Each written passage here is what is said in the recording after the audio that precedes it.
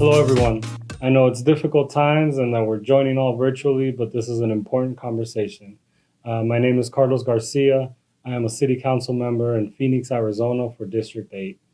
And I'm happy to have this conversation today. I know it's different because of COVID, but it's important because of COVID. In Phoenix, like across the country, we've been trying to figure out how to respond to COVID alongside with the long-term issue of people without shelter. And so to be able to have this conversation at this time is really important for us, and more important, to be able to share with each other solutions and ways and best practices that we can all share. Just to let you, just to tell you a little bit about myself, I grew up in Tucson, which is about an hour and a half south of Phoenix. I grew up undocumented with a single mother. And so I feel like I'm one of those elected officials that gets to have these conversations alongside the life experiences that I and my family have had. When I say I grew up undocumented, I was fortunate enough to gain my documents as a teenager, but my family didn't have the same fortune. I've had 6 people in my family go through deportation proceedings, 5 of which were deported.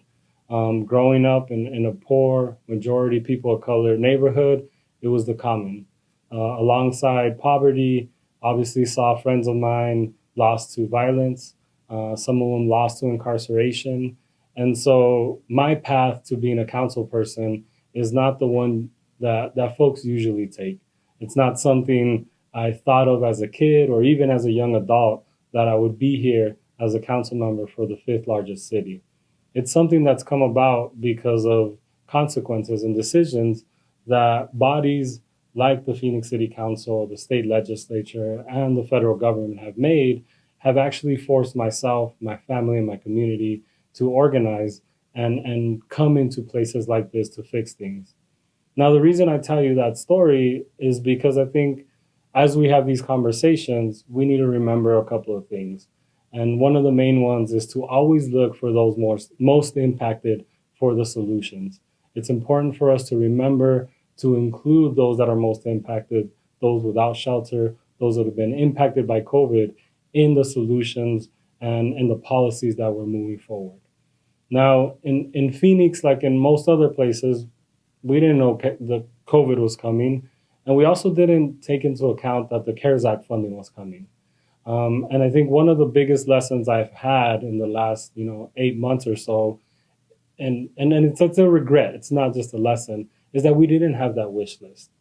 Obviously, none of us knew CARES Act funding was coming.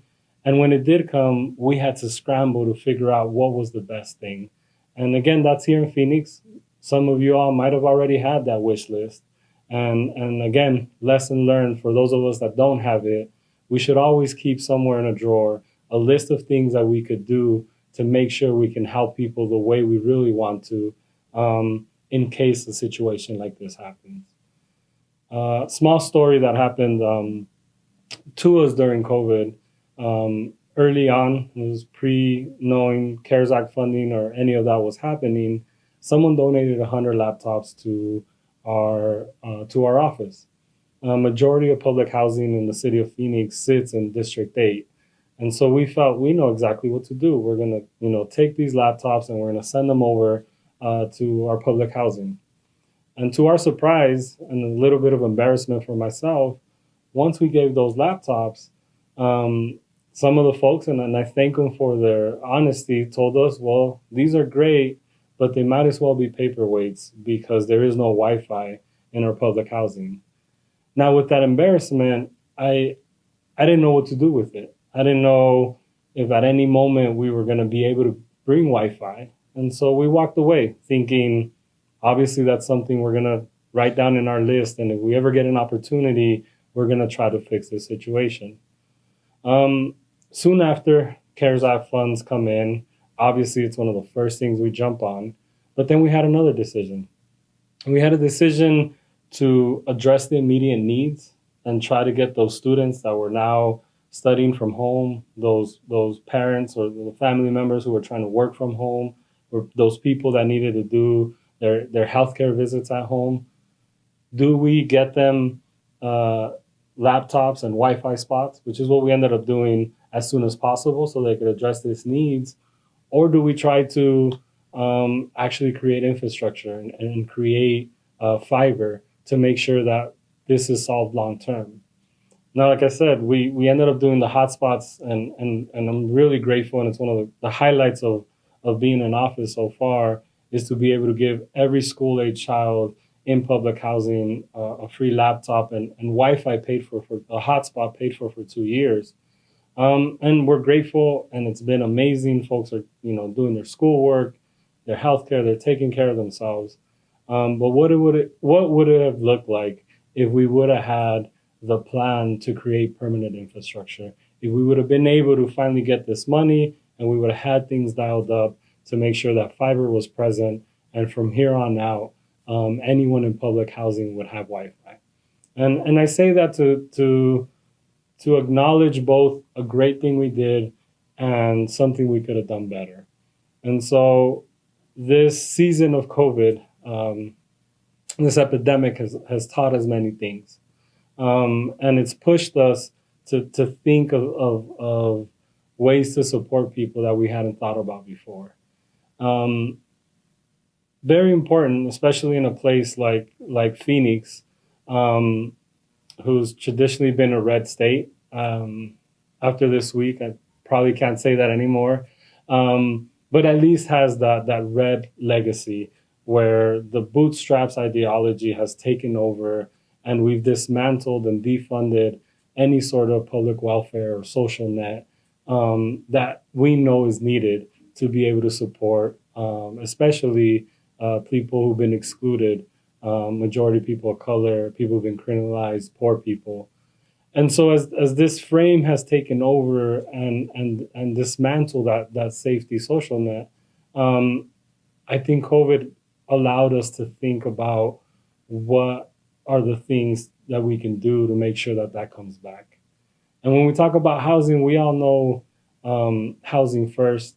We all know taking away barriers, being able to support people with their basic needs is the way that we need to handle things in order for them to be successful and do what they need to do. And a lot of times it's been really hard because we're losing in these frames. And I think COVID has allowed us to see the faults in our society, to see the faults in what we have and haven't done for people. And so I'll end with some positivity. I think the framing around COVID in the sense of trust science or look at the facts as we reopen, as we do other things, hopefully can expand to the work that we're doing on housing and to support people without shelter. I think we have an ability now to take risk and to continue that frame of saying, trust the facts. We know if people's needs are taken care of, they're going to be better off. We know what the solutions are. I hope we can, through this conference and in other spaces, continue to share success stories of both how CARES Act funds were used. Some of the stuff we've done here in Phoenix has been great. Some of it has not. Some of us have fallen into our traditional enforcement or trying to push people away and do some of that. But we've also had some great successes where we've been able to pay for transitional housing. We were able to help an organization recently, U.S. Vets, who was getting evicted from their shelter. And we were actually to partner with the city and purchase an entire hotel where they will now have a permanent home.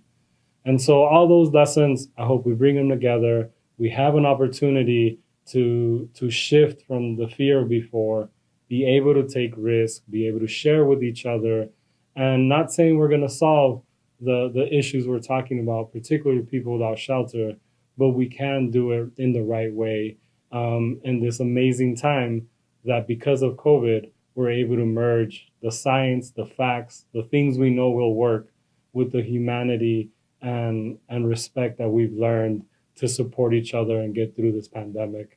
Again, thank you all so much for taking part in this conference. Would have loved to have seen everybody in Oregon, but this is the next best thing. Looking forward to some of the presentations from some of our folks from Arizona. I know we have people there joining from the county, from Maricopa County. We'll have people there presenting from the Andre House, an amazing organization here in Phoenix, and some folks who've been doing some amazing reporting from the Arizona Republic. Hope you have a great conference, and thank you for listening to us. Hasta luego from Phoenix, Arizona. This was Carlos Garcia, council member for District 8.